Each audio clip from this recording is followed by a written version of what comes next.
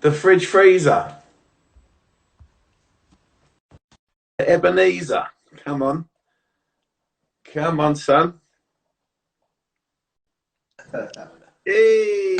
Yeah. What's going on? How you doing, mate? I'm good, mate. Can you hear me all right?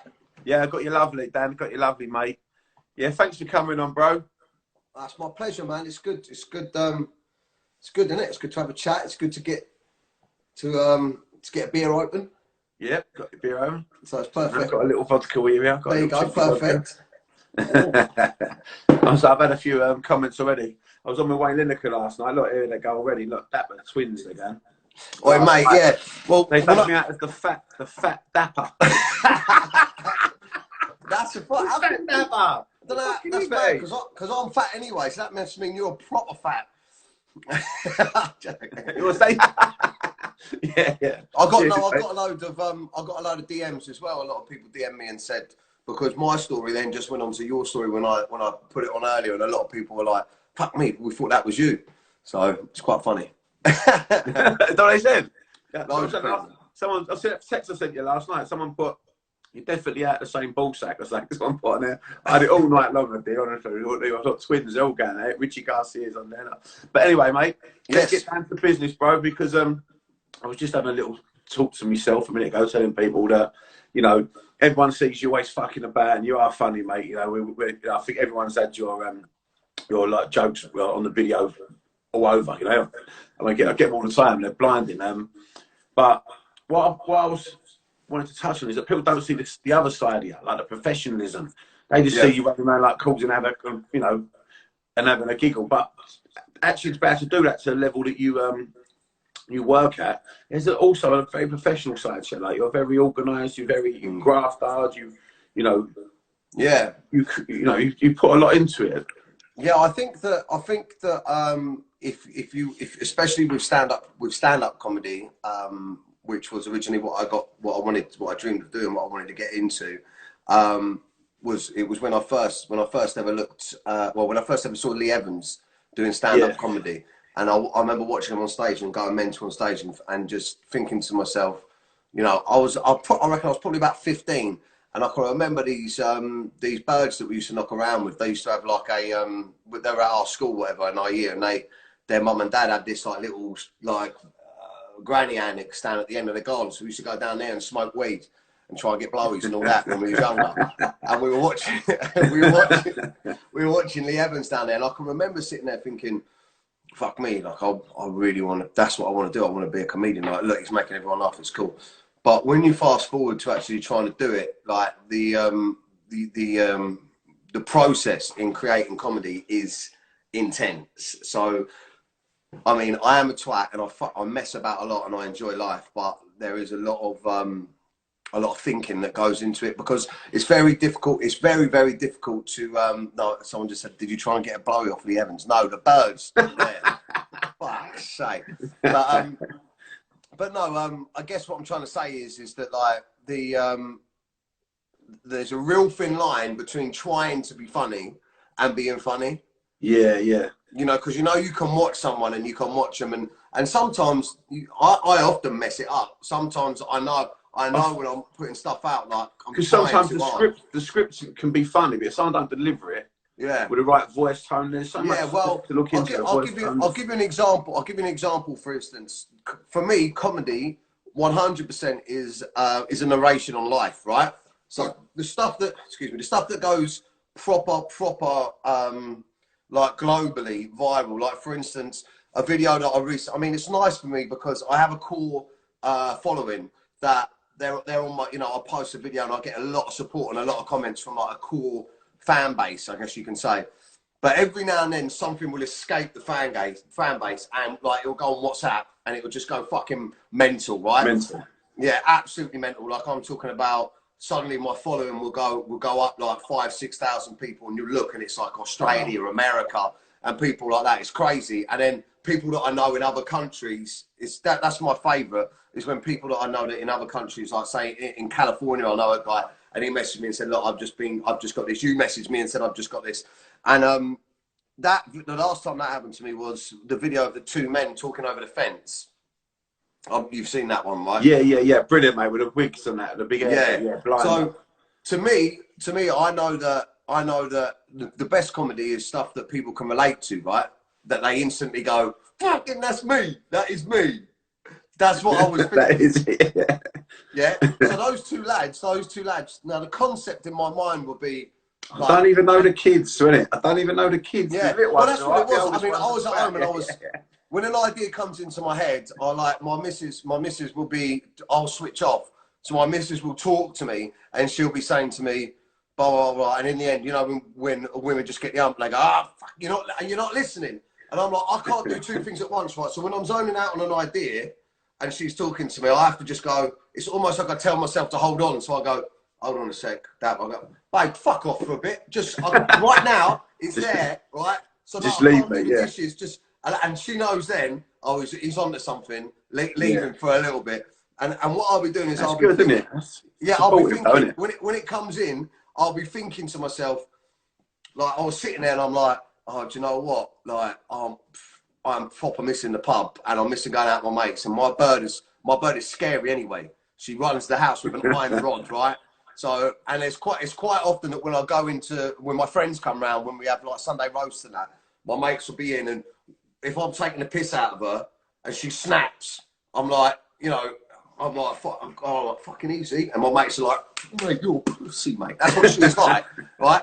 So my idea for that video was simply like, how many other men out there are feeling the same as me? They're slightly scared of their missus kicking off. They're running around having to do stuff that they've never normally done, like the Joe Wicks don't want to do. The Joe Wicks workout and that. When they see another geezer, they can't. It's like seeing an ex-bird.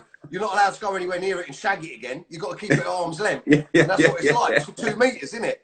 So you see another geezer and you're like, fucking hell, I remember the old times. And I just thought there must be a lot. So when you get that narration on live spot on, and then that's like, it's sort of like you're building the rapport first, like the rapport of the audience. Like you've got to have that something that can connect. Yeah, I mean, the way that it will come out is that stuff. That stuff. It's not written. The idea would be in my head, and I'll be going over it and over it again. Well, can I just stop you for a second, bro? Remember we was talking about visualization. Over the last week, people have been logging in. I've been talking about the mindset and how successful people. Wayne Lineker last night talking about how he created a vision inside his mind and how he see the first Lineker bar and so on. Yeah, and I said, it doesn't matter what you are. If you're a footballer, if you're a comedian, if you're a world champion boxer, if you're in that sort of elite sort of category, everything has to get made twice. So what I'm saying is you create like a vision inside your mind of what it is. I remember when me and you had a chat, like when I'm see you before, and I told you about the RAS system, the reticular activating system. And when we went into that, you sort of like opened your eyes. Yeah, I'll do that, Rob. But in this area of my life, I don't. But in this area, that's exactly what I'll do. Like if I get a skit, I can see, I'll play it out in my mind. I can visualize the outcome. I can visualize. You sort of play the video through your head, didn't you? You said, I know everything that's going to happen. Oh, 100%. It's like my mind goes to another place. In fact, a lot of my visualization definitely is done when I'm asleep, because my missus will tell you that I wake up in the morning, and the first thing I do every morning when I wake up is I have to write down everything I was thinking, and it's quite difficult for me to sleep, because I find myself very funny, right, in the night, and I will often wake up laughing. Do you know what I mean?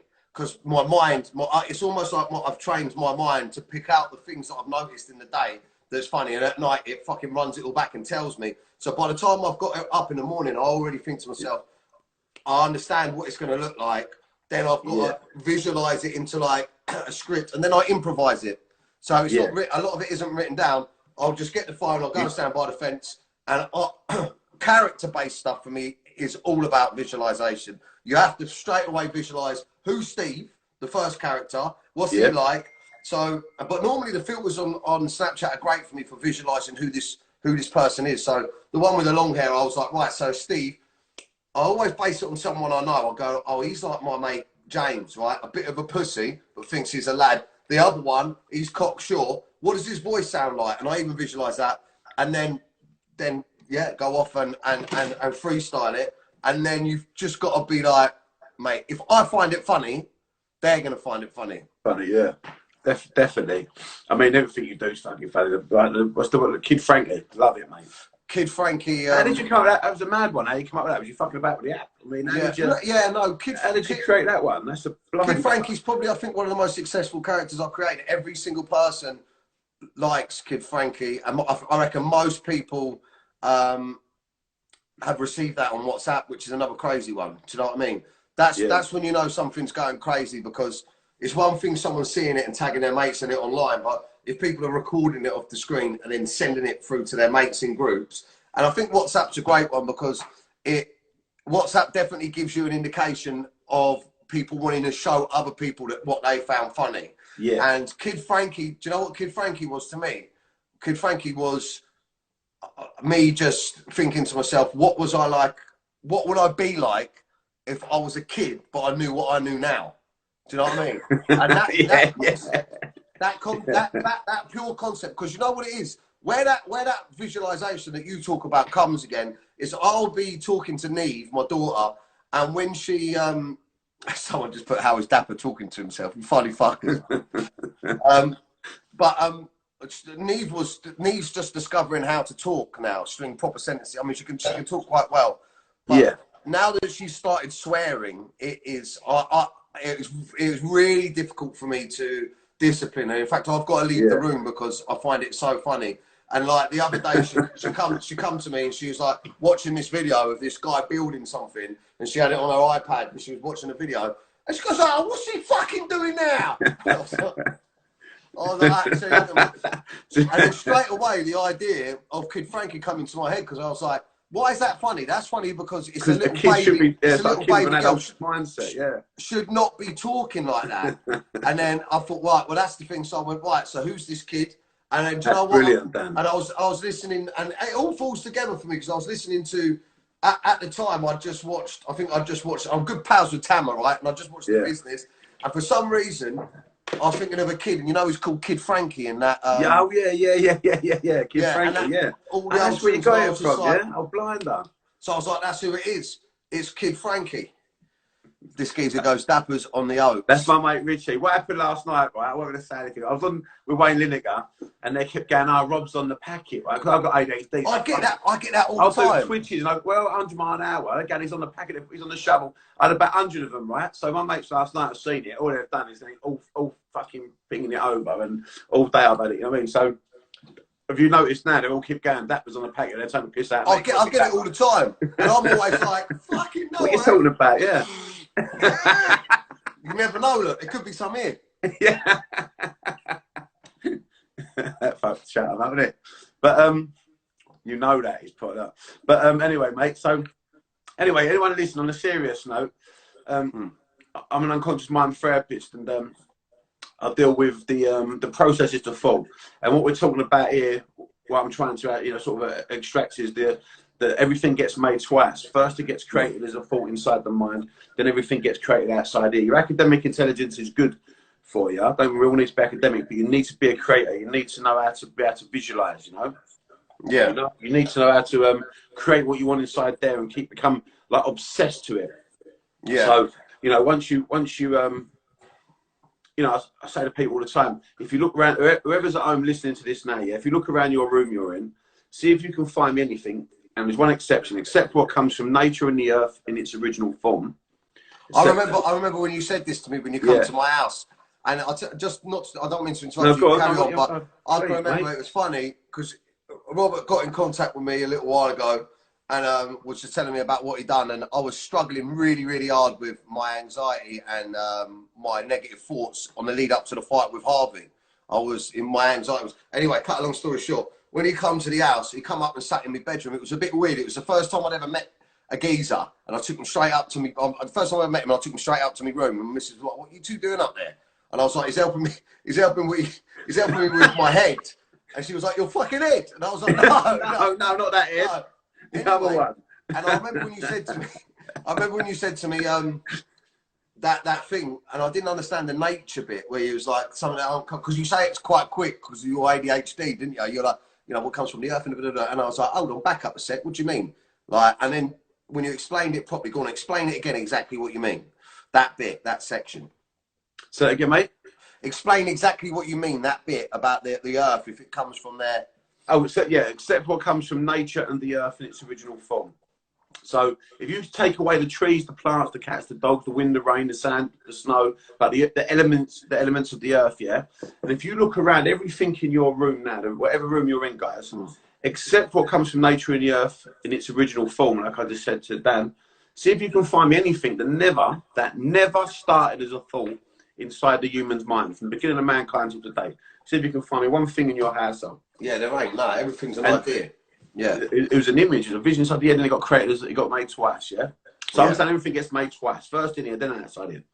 If you look around the inside and outside of every building in the UK, yeah, you could, inside and outside of every building, New York skyline, right? Except what comes from nature and the earth in its original form.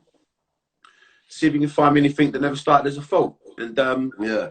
this is what I'm talking about. It gets everything gets made twice. So, and what I was saying about Wayne Lineker last night and you today is that you're both great guys because you've with what you do, you have to be able to create everything inside there. And as you just explained to everyone, that this is exactly the process you do in the area where you're successful. Because you get a lot of people I've met where, for instance, like when you was getting anxiety and all that with the fight and that, it was just because you wasn't seeing the outcome you wanted. You was thinking about what could go wrong, and so you was putting the wrong images in there. It wasn't until it changes your emotional intelligence. You know what I mean? It was. What was the crazy thing? What happens in my life a lot, and I surprised myself quite early on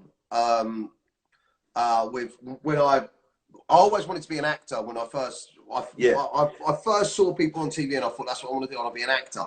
So I was doing drama and stuff like that. But then when I first saw Lee Evans doing stand up, I thought this is so much better, because the freedom of expression in regards to talking and creating.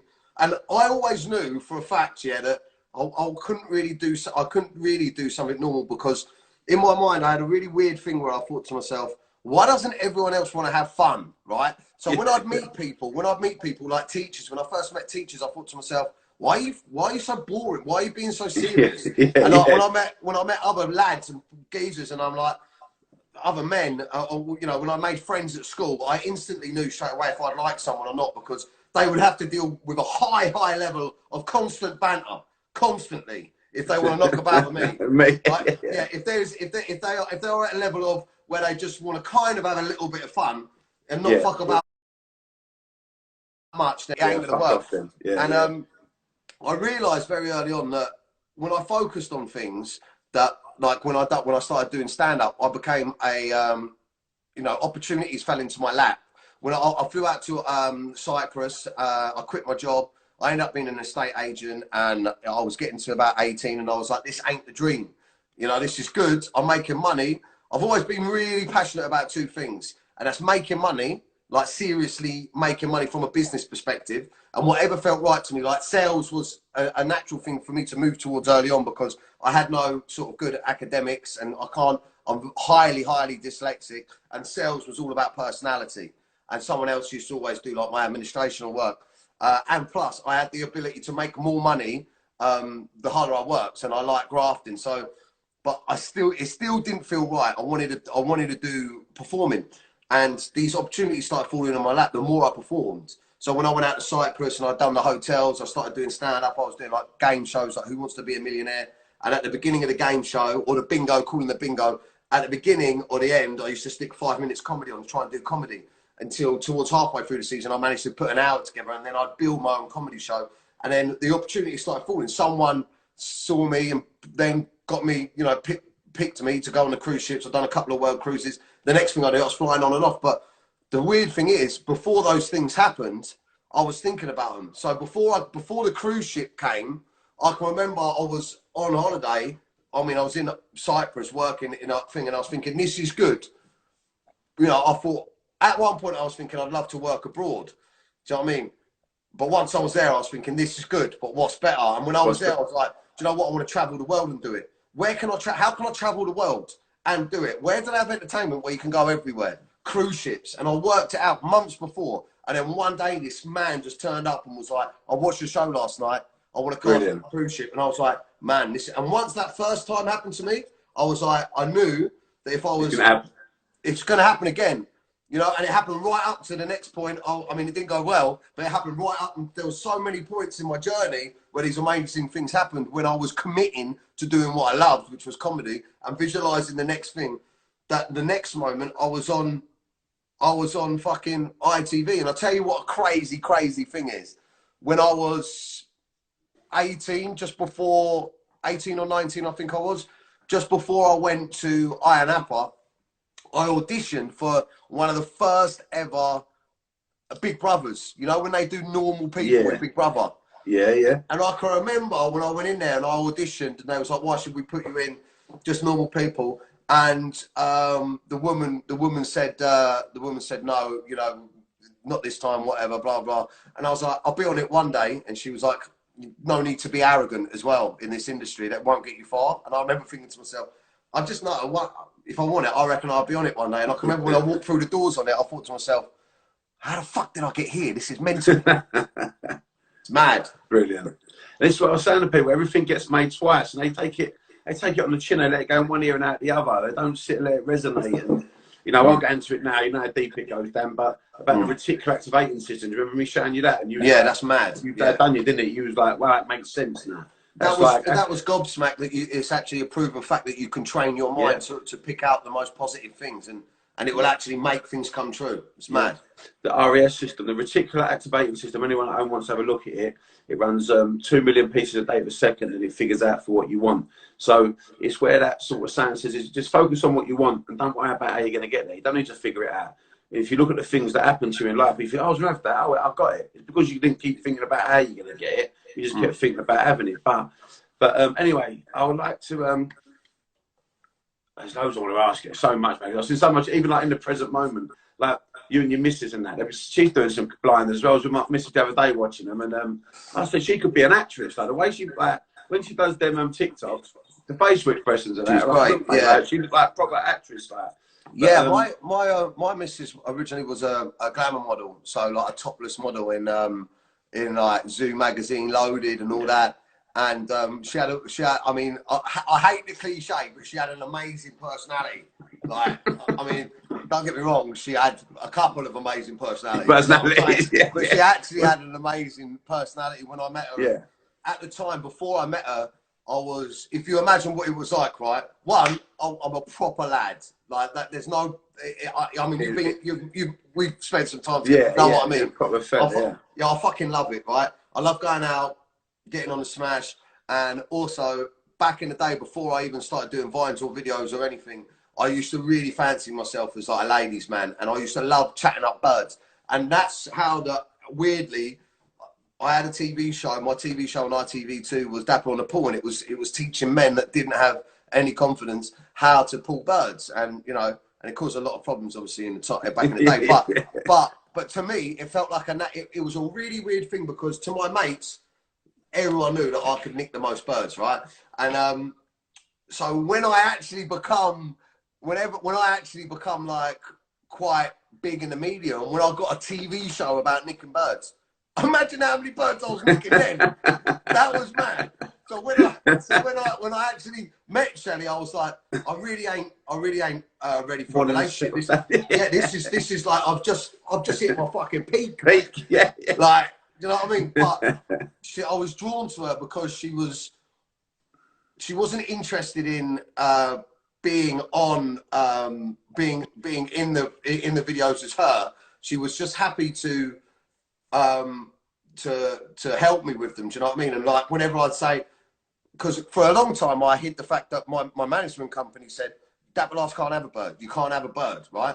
And my management company was like, you've just got ITV2, Dapper Lass on the Pool. You're single comedian teaching men how to nick birds. Now we're going on tour. I was selling T-shirts that were called like proper moist T-shirts. Made an absolute fortune selling proper moist T-shirts and She Knows T-shirts. All my catchphrases were about birds. And the front 3 or 4 rows at my shows were birds, mate. It was mental. And they didn't want to fuck that up. So a lot of the time she played all the different birds that I was sleeping with on my Snapchat. So even though it was her coming round every night, I'd be like, hey, yeah, guess who's in here now? Weapon, right? But I'd never have her face on it. I'd be like, this one's got a boyfriend. Do you know what I mean? I can't show you the face. And we'd just be doing the banter.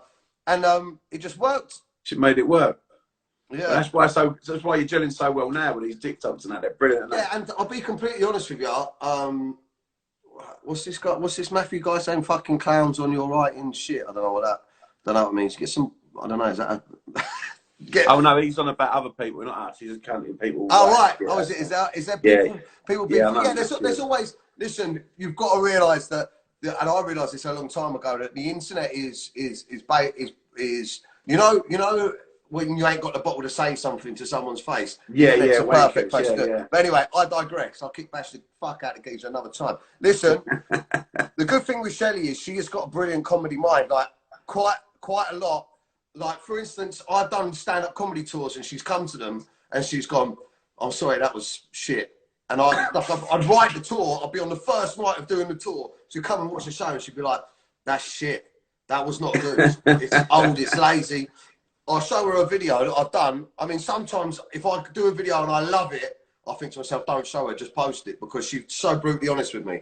But also, she will look at videos and she'll go, why don't you do it like this?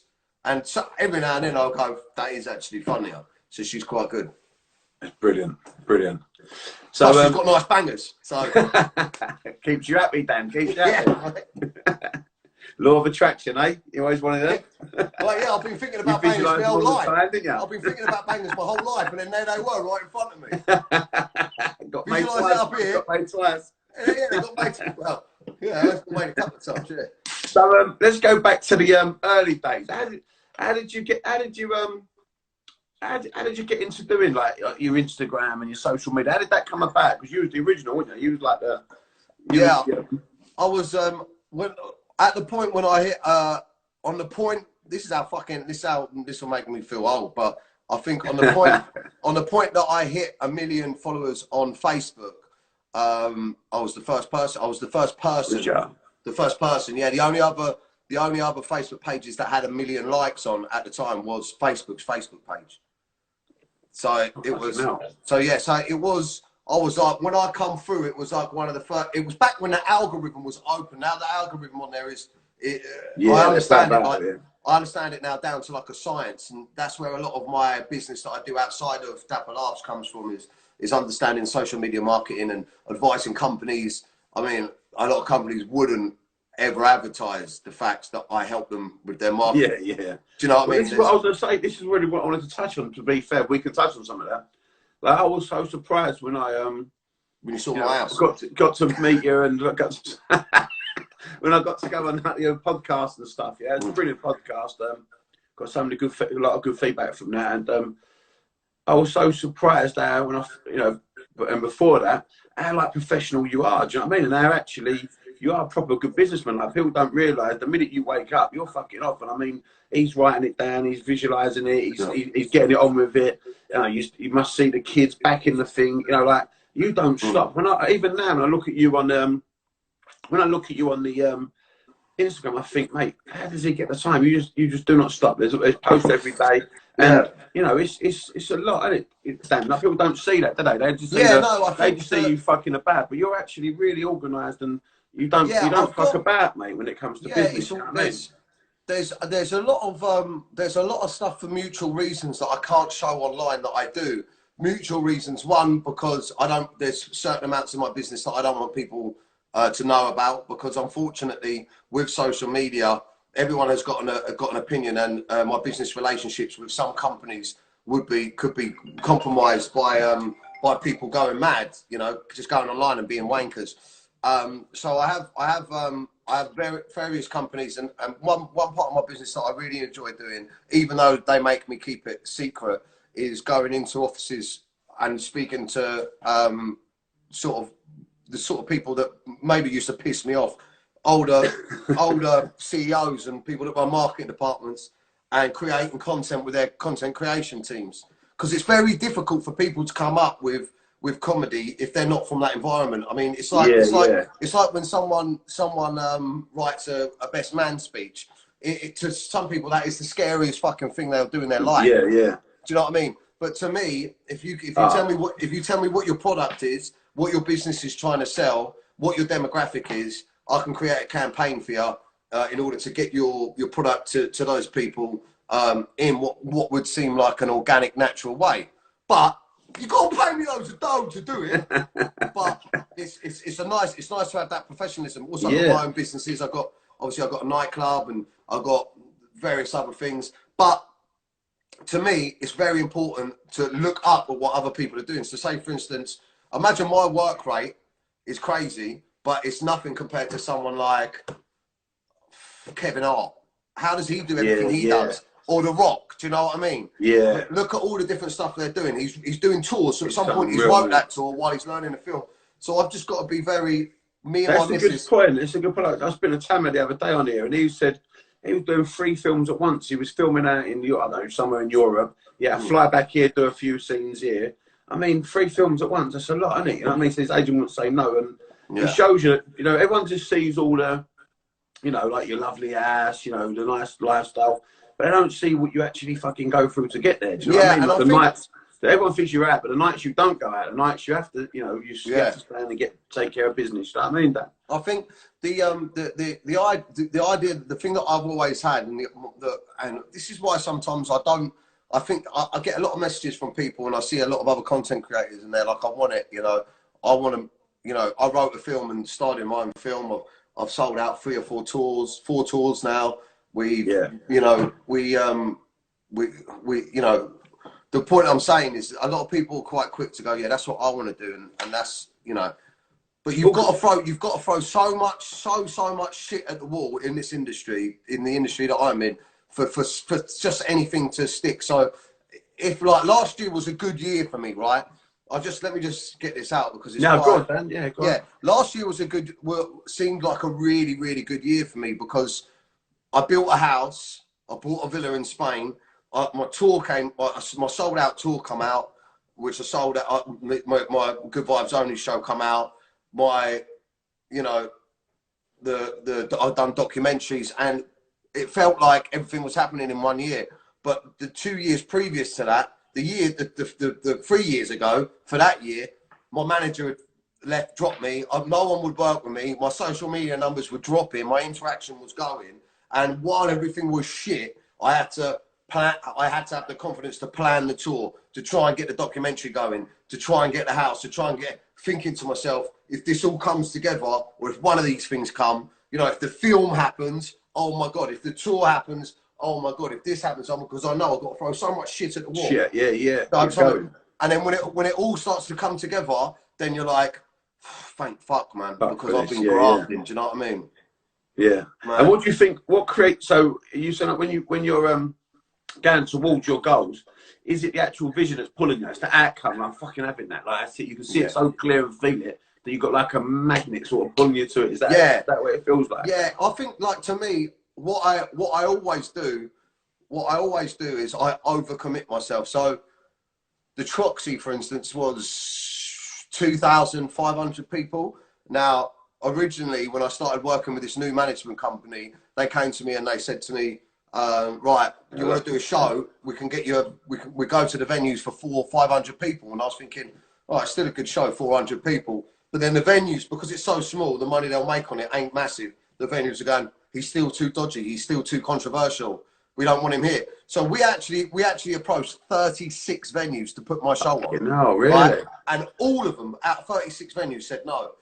Oh, and then do you know what I said to my manager? Yeah, it's a bit heavy, isn't it? Yeah, do you know what I said to my manager? I go, this is fucking ridiculous. Like, this is mad, isn't it? So I'm thinking, right, first thing I thought is, right, I'll buy a venue then to put my show on.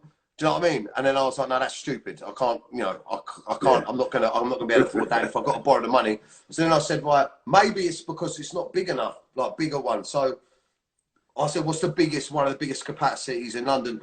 With the Troxy, went there and my manager said, yeah, but look, you have, because what happens in comedy is a promoter normally puts up the money. Yeah. So a promoter will say, right, here's some money, we'll buy you out. So they'll buy basically 75% of your tickets and go, right, here's your money, and give you the money. And then they hope that the rest of the tickets they make as profit, right?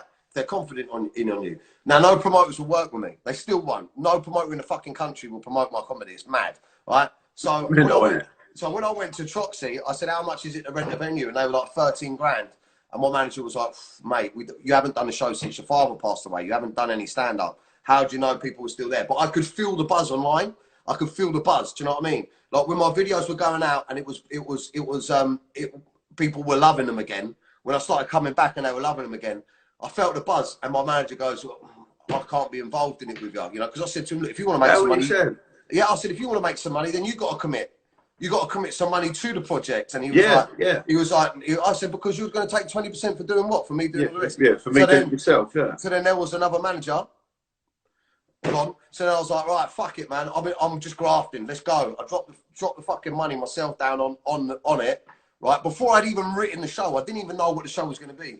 I said to him, how much for the venue? Just one sec. This is what I'm talking about. Visionaries. Yeah. They see the image so much, you forget about what's real. You just think, fuck it. Or what I'm doing it. Yeah. Sorry, what other people will see as real. You don't give a fuck. It's like, that's it. It's happening. I'm going. That's it. It's on. And sorry, Dan, go on. I love them bits, mate. Do you know what it was? I googled pictures of the Troxy and I was like, I can see myself on the stage. I can see myself there. That's the place. That's the one, right? And then when I found out how much it was, I thought, fuck, this is bad. You know, I got 13 grand and, you know, I was just committing to doing the house, getting the house sorted, building the house and all that, and didn't really have much money left. And I was like, oh, fucking hell. Plus rehearsal, just to go in there for a day to rehearsal and set up was another 5 grand. So actually it was coming up to closer to 20 once I got everything else, the staff, the security and everything. I had to sort everything, right? Yeah. But then it sold out in 8 hours. Do you know what I mean? 8 hours? 8 hours, yeah. It sold. Yeah. It was like I watched it. You posted it for free for people. It's good what you do, you know. I see you put it up, didn't you, for people to watch a little while ago. I sat and watched it. Yeah, I mean that was another thing. You know, I got offered quite a bit of money for that show, but they wanted. I bet your mum wanted to clump you after, didn't she? Yeah, you stopped thinking around. Yeah. Talking about fucking fat birds back in the day, wasn't it? I was showing my mum. I was going like that. Even after she goes, oh my god, if that's gonna be on that DVD, take it out. I was like, fuck. The only people that are gonna watch it are the people that bought the DVD, and they were there. So yeah. But no, and I got offered. I made a lot of money on the show. And then I invested the money back in, quite a big percentage of the money back in to have it filmed, the DVD filmed. So my one of my mates managed to sort me out a deal where it wasn't too expensive, but it was still expensive to film it and package the DVD. And then what happens is, you know, I ain't got a manager at this point again. So yeah. I've got no one that wants to buy the DVD. So then I was thinking, right, so I'll just go to the companies. And I went to all the different companies, the platforms that put them on the Netflix and put them on the things. And we got a yes on it, but they wanted to cut some key bits out because I thought it was a bit too risky. And I just thought, nah, fuck it, man. I'll just whack it out. Because then we went into quarantine. I was like, people need a laugh, innit? So just whacked it out there for free. And people loved it, man. There was 3,000-4,000 people watched it online with me that night. It was good. 3,000 or 4,000, yeah? God. Yeah. So it's all right. It was, you know, visualizing it, and then the next thing I know, I was on stage. It was crazy. What's your goals, Dan, for the next few years? What have you got in mind? Like, you know, you got your house now, you got the family, you got the kids, you got the place in Spain. Like, what do you see the future as? What sort of things you got up your sleeve that you might want to talk about? Anything you want to? Yeah, I think that I'm very passionate. I'm always very passionate about stand-up comedy. So I want to do more as myself, not as like Dapper. Dapper goes through more managers than a ladyboy does cock.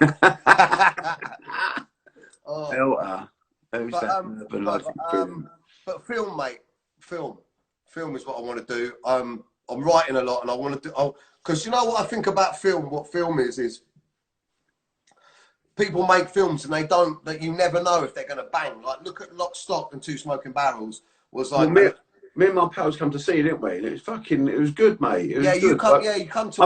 I play guitar, as you know. I've been on stage, and I always say this: the hardest crowds you're going to play to is them small crowds, and using this what's it called again? So very small production, getting it all together, and it was amazing, mate. It was. I mean, you were playing under pressure there. I mean, it was on you, wasn't it? Another big thing for me was always like, don't ever stick to doing what's easy for me. Yeah. So for instance, you know, when when I feel like my videos are like, for instance, when I done fucking hell, which one's Dapper? These guys. I've had it all night, Dan, haven't it? No, but and yesterday. What I was going to say is and I say this to anyone that I speak to, and I really am privileged, and I feel really lucky that people pay homage to me, that people message me, like really key people, like even people that have got bigger followings than me, message me and ask my advice on things and different bits and bobs. And I think the main thing I say is you've got to keep evolving and changing. You've definitely got to step out of your comfort zone. One thing about social media is people it's like they're watching the same series on Netflix. And you know, sometimes if you're watching something and it gets the series for you, like, I can't be bothered. Do you know what I mean? It's like the series has to change. Everything has to change. And I always wanted to do West End, and I just decided at the beginning of the year that I'm going to try and become a proper actor and learn the whole play, an hour's worth of script, and act it out and actually try and become this character. I mean, I can become the characters on the phone, but can I become the character? You've done good. And I've got some friends who went to see it after as well, and a couple of people I know in the Sun, and Faye, her name is, she's lovely, Faye, and she went to me. She went, Dapper good. She went, I was really surprised that he's acting that. She didn't used to like me, did she? I didn't know. I don't know. That was. Did you get talk? Did you have a chat? Did you have a chat with her after? Did you? No, someone contacted me after. I didn't know she was there. Well, there's a few different journalists, but there's a few journalists that had written some really harsh stuff about me. And I'll tell you what, see her. She is like, she ain't like no. Yeah. She says it how it is. Like, well, yeah. So for someone like that to be turned, for someone like that to come out and go, because you know the media done such a big job on me that it's very difficult to get away from that stigma. So for someone to go, do you know what, he was all right and I enjoyed that, it's very difficult for them to say that. She said you was all right. She said you was really good. I was so surprised. He was brilliant. Well, that was great. That was good fun, and it felt like I wasn't sure if I could do it. That's why I wanted to do it. Exactly the same with the MMA fight. The whole reason why we met for the MMA fight is when they offered me the fight for the MMA fight, they originally offered me some other celebrities, right? And I'm not being funny or nothing. Like the couple of the celebrities they offered me, I was like, I'll definitely smash the granny out of that geezer. I'll definitely do him. And I was like, but in my mind I was thinking that. But I was like, if I'm going to do this, I want to do it with someone that everyone thinks I can't beat, or that it's definitely, you know, not easy. You know, that looks the part. Yeah, at least ain't no Yeah, because come on, mate. Otherwise, you want to step it up. Yeah. You know what I mean? I want to step up. Yeah. And the good thing about it was the pressure was on Harvey, really, because he couldn't get slapped up by Dapper laughs, mate. That would just, you know what I mean? That's so solid. So I spoke to him after on the podcast, and he said to me, you will not believe how terrified I was that you might beat me, because in other circumstances, he's seen me I said this to you. Remember I said to you on the interview, I can tell you ain't... You did. I said that to you. I said, mate, you ain't confident, bruv. I said... I can read body language and that, and I could tell you by his body language. I said, he ain't confident, he's too quiet. Yeah. But you know what? What it was, and it's one of the same things that I done, like what I did with my Troxy show. I committed to it and then worried about what was going to happen after, because I thought to myself, do you know what? I've got this thing on my wall here, up there, and some people think it's a bit weird, right? But it makes a good like backing for when I do my naughty newses and stuff like that, or if I'm doing live stuff with some nice backdrop. But I'm so insecure. I am really so insecure and like nervous about what's going to happen next that I need to remind myself of everything that I've achieved. And some of my mates take the piss out of it and everything, but I've got every tour poster up there. I've got all it doesn't matter what no one else thinks, so does it, Dan? Yeah. It's what pulls you forward and keeps you going, bro, you know what I mean? And what I do is when I come in and I'm starting to work, I need to look at that and go, nah, come on, man, you can surprise yourself. You can do this. You are successful. Carry on, you know, because you need to have a lot of confidence to put the comedy out there. Do you know what I mean? So is that like one of your rituals, did you say? One of your rituals, having these things to remind you that you're the bollocks, just in case. Every day. Just in case you drop, you think, right, now listen, you ain't that mug. You got you can do this. I've got to, because if I'm like, right, today I'm writing a naughty news, which is like some blinding. Yeah, some days I'll sit and I'll write like 10, 15 minutes of comedy, and that takes some stand-up comedians a year to put together. Yeah. Do you know what I mean? I know some stand-up comedians. And it's no word of a lie. I know some stand-up comedians that I haven't seen them for 2 years, and I come back and they're still doing the same 10 minutes. and sometimes I write 2, 3 of them a day. Do you know what I mean? But in order to get my mind in the mindset that this is funny and this is going out, I have to sit and think, oh, you're a geezer, mate. You're a geezer. You're... But I don't wake up like that. I do suffer with depression, and I do suffer with anxiety, and I naturally, unfortunately, wake up. I was saying this to Jimmy Bullard the other day, and he was going to me, listen, people want about depression too much. We all have a bad day. He went, Rob, sometimes I feel a bit down. I sit on the sofa with the kids, and he went, I need that. You know what I mean? I feel like sometimes I look back after and I think I needed that sort of, that time to just like shut the world off and be depressed and regenerate, you know, like re-energize myself. He went, so is it always depression, or is it just life? I mean, you have to come down to fill up. You have to be up to come down. It works both ways. I mean, I think that I've worked out how. I think the trick of life is what you're doing. Always like when it pulls you down, it's because you ain't got enough focus on something. You create something else. Like I said when I was talking to Jimmy the other day, he went to me, "And how are you getting through your quarantine?" He went, and you know he's a funny cunt, isn't he? Right? He was fucking hilarious. Yeah. He went to me, and I thought he was on the wind up. He went, "You know what, Rob? Now he talk. You know what? We've been doing the quarantine to keep it going." He went, "We know I've done. I've just found landscaping," and I thought you fucking won me up. He went, I'm telling you, I love it. He went, I'm in the garden, and he's quite proper. But what I'm trying to say, it don't matter what it is. It could be as little or big as what it is. But the geezer always create something else to move forward to. So when we went on Big Brother, not Big Brother, the Jungle, he said, I come out of football a bit lost, and you know these things are about, and I put my name out for a few, and I thought, fuck it, I'll see what happens. But he said, I had to keep going towards something just in case. Yeah, you never know. Do you know what I mean? I think you've got to remember that, and this is something that I think that why there's so much widespread depression, especially in men and in young men, is because we're especially men, we're happy to treat ourselves badly. We don't realise that we do it, but we're very happy to do it by going out in session, getting on the gear and drinking and not eating right and being unfit, not going to the gym. You're treating yourself badly, right? And also sometimes we become complacent and accept our life how it is. And I know I've never accepted my life how it is. I've been dealt some fucking terrible cards. I got dealt a horrible card today that I won't go too much into. No, okay, fair enough. And but it's like I don't want to accept those circumstances. So what I've worked out is I need to wake up. When I wake up, I've started realizing that my mind starts taking me to a place that I don't want it to go, but I know it now. And I think that there's so many men out there, especially people out there, that they don't realize that their mind's taking them to a bad place. They just go with it.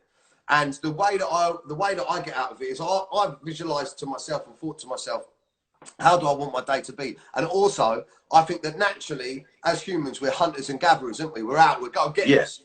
That's what we want to do, right? So unless you have a game plan or a mission, whether it's like updating your CV or fucking looking at jobs online or looking at something else, unless you have something that you're aspiring, and that's the key word, that you're aspiring to do. Like I need a tour, I need to work on a film, I want to feel like I'm still current, so I want to be doing something. And as soon as that stops for me and I become stagnant, I become depressed. So mate, you know what, just need to find something. This is the visionary mindset. So I tell people, you've got to keep fucking moving forward. It's like my most depressed time. I don't get depressed down. I really don't. I'm always up to something. The only time I get down is December, when it kicks into like the end of the year. So once Christmas comes up, my business quietens down. I can't organise my villa for next year or my retreat. And all of a sudden, I start to feel a bit down because I'm only down because I can't move. I can't do nothing. So that everyone's looking forward to Christmas. Me, as soon as it is Christmas, I can't wait for New Year's Eve. Can't wait for But it ain't like I don't like spending time with family. I love all that stuff. But I just feel I just can't move. I feel like I'm stuck. Like I've got all these ideas and I can't put them into play. Do you know what I mean? Yeah, I'm the same. I'm lucky that we got to. I think mine's frozen. Are the comments still coming in? I can't see them. Yeah, they're still coming in, bro. Oh, I can't see any of that. Oh, mine must have frozen. But what I was going to say, yeah, I'm very, very lucky and feel privileged that I've got two absolutely. Oh, Dan, someone just said I'm the better looking version of you, mate. Yeah, well, they should have gone Specsavers. They should have gone Specsavers. Fuck. Wait, remember when I first met you? Do you remember when I first met you? I walked up your stairs and went, "Wait, do you know what? I've had a few people say to me, I look like you," and you went, Yeah, you're a lucky cunt, aren't you? Yeah. Straight Well, away. the funniest thing, sometimes I'll be out like in bars and that, and people come up and go, "Oh, mate," people say I look like you. I'm like, nah, not you, mate, not you. Well, I'll tell you, just quickly, I'll tell you this funny story, right? When I went on my first tour, the proper Moist tour, right? I couldn't believe it was happening, right? And I was doing all these like uni towns at the time, and I went to, I can't remember where it was. It might have been Birmingham or something like that. I've done this fucking massive show, right?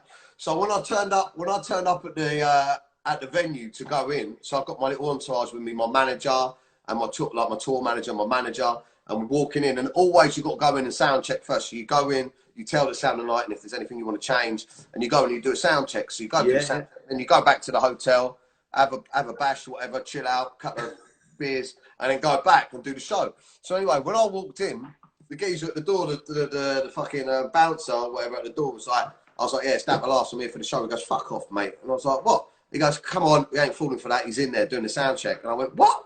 And he goes, he's in there now. And I was like, no, well, no, he ain't, because he's here. And he's like, I'm not sure what you're going on about. And then a bird behind him went, I told you that weren't fucking Dapper last. I go, what's going on? So this kid, right, has come down. This kid's come down to the venue, right? Now, what he's done is he looks like me. So what he wanted to do was just blag free entry.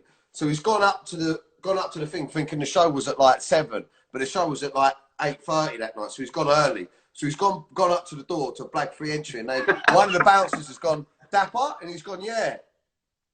Like, how are you coming to my show to get free entry, right? Pretending to be me. So they go, oh, we're glad you're here. Come and do the sound check. So this cunt's now he's in too deep, right? So when I've walked, he'd been taken through. He's like, oh fuck. So when I've walked in, he's up on stage doing the sound check, going, hello, yeah, and when I walked in, as soon as he saw me, he went, oh, sorry. I was like trying to bundle him out, and I was like, nah. Oh, you better keep him in there. That geezer stays in, mate. He stays in. Of course he has. Yeah, mate. He stayed in. He sat backstage with me, getting drunk with me first, and then he stayed in for the whole show. Then I took him to a little after party. But this was the bad thing. After that, he went out on his own around the town, still trying to blag people. And then pictures were coming up with him snogging birds in Wetherspoons. I was like, no, this ain't me. This ain't still me. standing Dapper. I was blinder. Take that off to him, you know what I mean? Yeah, no, there's been some great things like. So, yeah. What was I saying? Like, there's a story I want you to tell that you got to have it. The one when you got knocked out on the stage about the birds. Was it a tattoo or something? You said. Yeah, do you know what? I can't see how many people we got still tuned in. Is there many people? 251. Oh wow, people still tuned in. I love it. Mate. I can't see the comments and I can't see the top. I think my thing's frozen. But no, I'm really mouthy actually, to be honest with you. And I always my old man, bless his heart, before he died, my old man was a big fighter. He used to love fighting, and he'd done karate and everything. He actually had a dojo back in the day.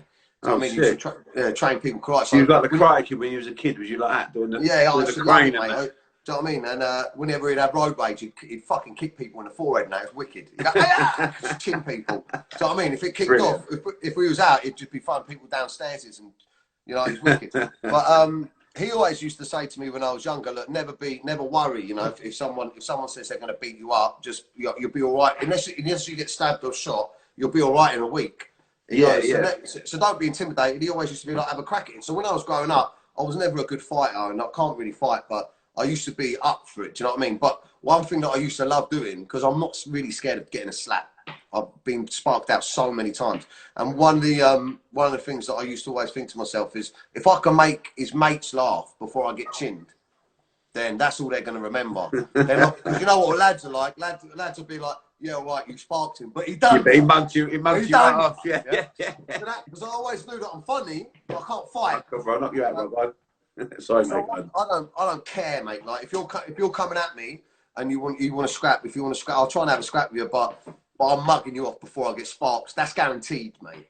And maybe if I'm single, nicking your bird, but that's back in the day, right? Anyway, so the one with the first time I got knocked out.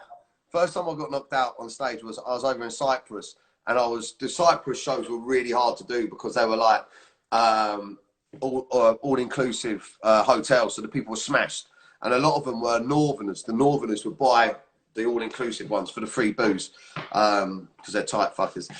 No, I'm joking. I can remember I'd just get caned. I'd just go on the stage and I'd just get absolutely ruined. As soon as I start talking, and it's hard. There's nothing more soul destroying than arriving, they introducing you, and you're trying to do your set, and you walk off, and sorry, it's hard. Look at that prick. Thing. It's in this prick. Sorry, mate. Look. Go on.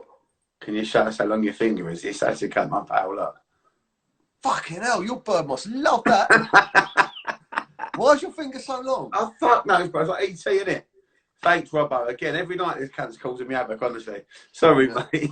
He wants to sit on it, doesn't he? Probably what it is, probably half iron, Dan. You know what I mean? So, so listen, right? So I was dying. I kept dying, right? And I kept going to these hotels. Shut up, fuck off. You're crap. Boo. And like, when your bottle goes, there's nothing worse. You just like, oh, you put the mic down.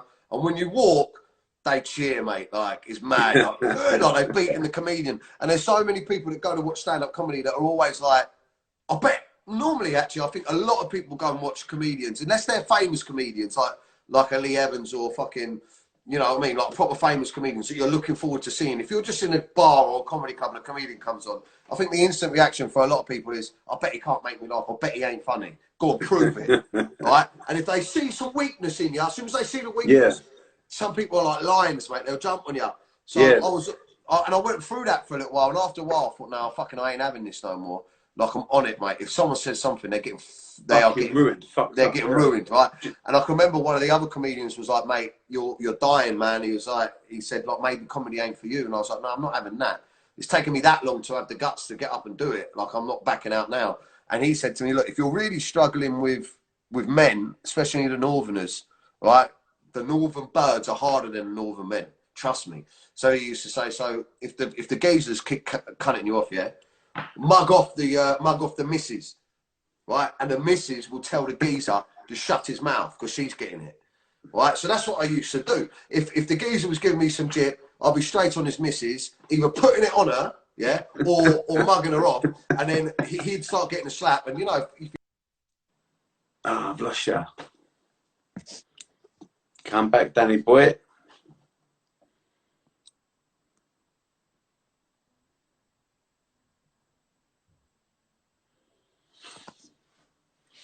I don't know if that's my gang, but it shouldn't be long. Fingers crossed.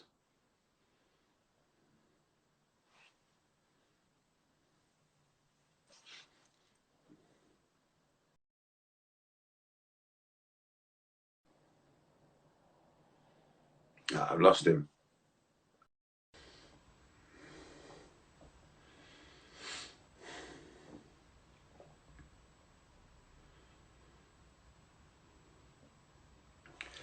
You alright, gang?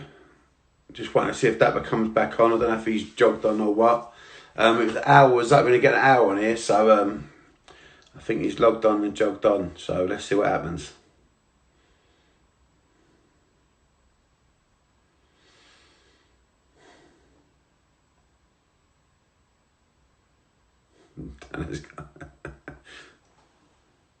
He's gone to a bash. He shouldn't be long. Let's see what's happening. Wait now, 1 second. Here we go. He's coming back. He said, "Let's have a look. Is he back yet?" How the fuck is he? Come on, Dapper.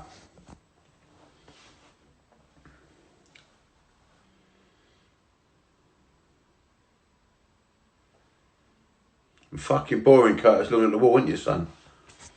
Gotta be boring, isn't it? Hey, what's he doing? Come on, Dan.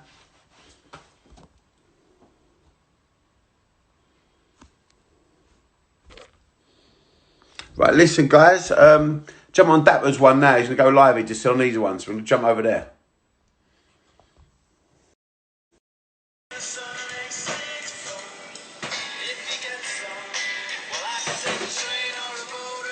Chilling in the sunshine.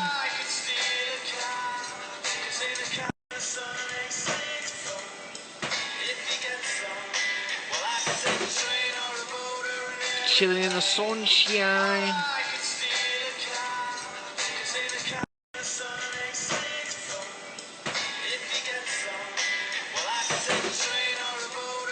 Chilling in the sunshine.